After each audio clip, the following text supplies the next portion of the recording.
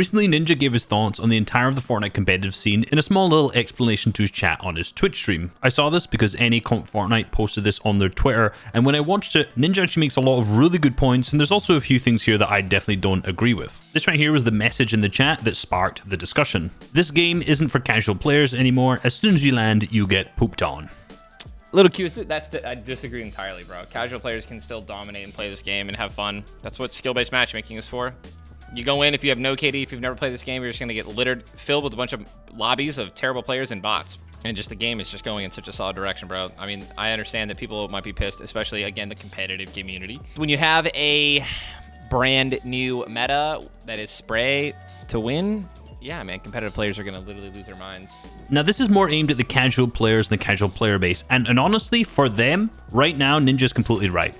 The game seems to be thriving when it comes to the casual scene. The spray metas have historically been some of the most enjoyed when it comes to just the casual player base, such as Chapter 2 Season 2. You have to remember that the casual player base is a huge player base that the competitive scene doesn't necessarily look at as such. And when we remember back to, say, Chapter 1, how the competitive community lost their mind over the drum guns, and then when it came to Chapter 1 Season X, it got voted back in by the majority of the casual player base. The spray weapons and spray metas always goes down very well casually, but for the competitive scene, absolutely not. And that's what we're seeing right now. The SMG in particular, although the MK7 or the Mark 7, whatever its actual name is, are hugely prevalent within the meta, and it does lower the skill gap of the competitive side of the game. So you're going to get that frustration from the competitive side. Just so people know my exact thought process, I think these guns absolutely need to be nerfed in competitive, but leave them exactly as they are in casual. These two things can coexist. It lowers the skill gap a bit. But at the end of the day, man, if you're highly talented and skilled at this game and you're incredible at building, your aim is sick, like, you'll always beat those players. Like 9 out of 10 times you'll win those fights. But that 1 out of 10 that the shitter player who doesn't know how to build wins and gets that kill on you because he has 2 spray guns and just sprays you and like potentially can win that game, that's huge for those casuals. This is another really solid point when it comes to the casual side of the game.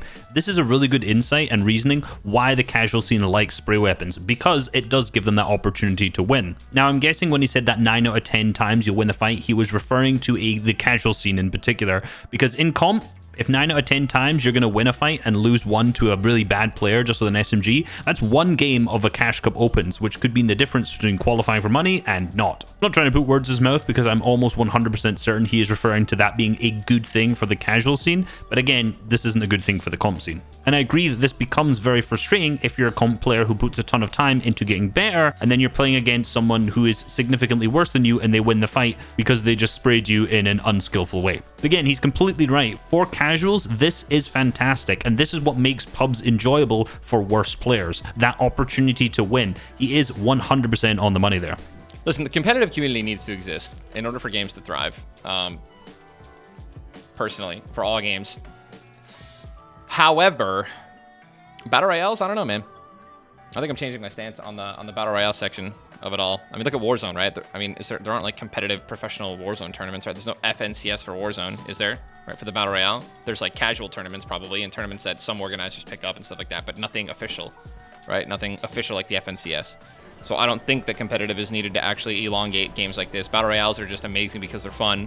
Now, this is kind of where I start to disagree with Ninja a bit. He was right at the start. Now, most games out there, to thrive for a long time, will need a deep competitive scene, because what happens is the overall skill of the players just starts to rise over time, and this starts to discourage a lot of the average and kind of worse players. Therefore, they stop playing the game. Then they have to cater to those players who are left, who are the higher up, more skilled players, and hence a thriving comp scene emerges and keeps the game alive for a long time. Now, when it says that Battle Royales don't necessarily work, obviously Warzone doesn't necessarily have a deep competitive scene. It does have some kill races and things like that, but another game like Apex Legends has a huge scene, and a lot of the top streamers there, the majority of their streams is just playing ranked mode, which is a competitive mode. I forget the name of their FNCS equivalent, but they do have one at the same time. And this is a huge driver for the game's success. The resurgence of Apex Legends last year was predominantly because it had a really good ranked mode that without guys like Nick Merckx and Tfue just weren't even playing this game at the time. It's really difficult to get a balanced comp scene when it comes to Battle Royales because there's a huge amount of RNG involved. That doesn't mean that it shouldn't be competitive. And when I look at Fortnite in particular, this is where things get even more crazy. Now, Fortnite is a game that has probably one of, I'm not going to say the highest because I don't think that's true, but one of the highest skill ceilings ever of any game.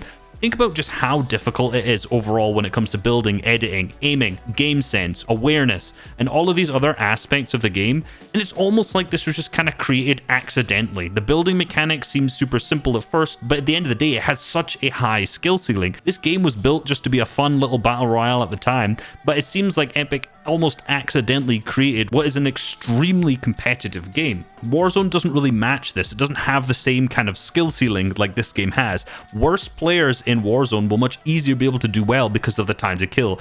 A bad player is much easier going to kill someone who's a top pro in a game like Warzone than they would in Fortnite, for example, purely because of the huge skill difference. This is one of the things that makes me think that a competitive scene is really required for this game that can coexist with the casuals at the same time. They don't have to butt heads. These can be split, and these two things can thrive at the same time. Even if all the best pro players in the game right now just quit, even the top 1,000 players, the 1,000 below that are still going to be incredibly mechanically skilled. They're going to go into competitions and they're going to feel the exact same things that the current pros are. There's always going to be an audience of highly skilled players who play this game due to the nature of the fact that the skill ceiling is so high. So having a place that these guys can thrive is really healthy for the long term of the game.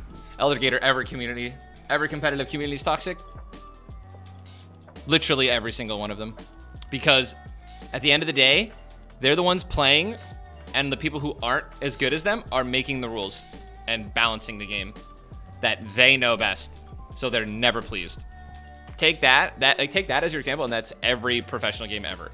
You have pro players who like understand what's balanced and what's not balanced, what's OP and what's not, and when something gets added into the game that breaks their what they consider to be the competitive standard, they fucking shit themselves and they lose their mind. Honestly, I don't really have much to add to this. He's absolutely right. Ninja's been around since the old Halo Reach days. I've been watching him for a long time, and he knows competitive scenes. He knows the toxicity that goes on in them, and even back in the old days of Fortnite, a ton of the top best players there were super toxic. I ain't even gonna bring up how toxic Bizzle was back in the day. And what do? They're not professional at all. So they just fucking flaunt it on stream and bitch and complain and tweet. And I mean, at least the younger audience does, man. That's Fortnite competitive for sure. What do you get when you have a Gen Z with clout? Epic, you're effing R-word this, trash, F this. You guys are idiots.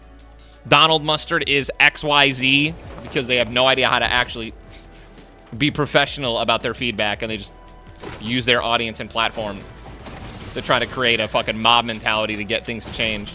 Here Ninja makes a really good point, and unfortunately I love Vidil, but this comment really summarizes the point. It said, why should I act professional in a kid's game? Lol. If you read any of the comments on this, it pretty much summarizes it. It's a job. For these pro players, playing is now a job. Being a professional is part of that, or jobs can be taken away. If you're looking to be part of an organization, get paid by them, these guys will look at your tweets because those tweets will now become a representation of that organization. And if you're just spamming hate, no one wants to be a part of that. If you want to actually get hired as part of a good org, not just one of these ones that say they're going to pay you 10 grand a month and then scam you, you have to be professional. Hilariously, a lot of the orgs out there who want to be more integrated with Epic Games and the Fortnite competitive scene as a whole, getting like organization skins, for example, are the ones who aren't doing anything about their players being super toxic online. I see a lot of comments on the Any East Comp Reports tweet about this. A lot of them are saying, we tried being professional, but this didn't work out. Nothing changed. Well, guess what? How is this working out? How is being super toxic on the timeline actually helping anyone at all? It's not, because the SMG is still in the game and competitive in its current state. I know this has been a rant, but I hope you guys enjoyed this video. You've not learned absolutely anything at all, but if you like this video, please subscribe, hit that like button as well. Catch y'all later. Peace.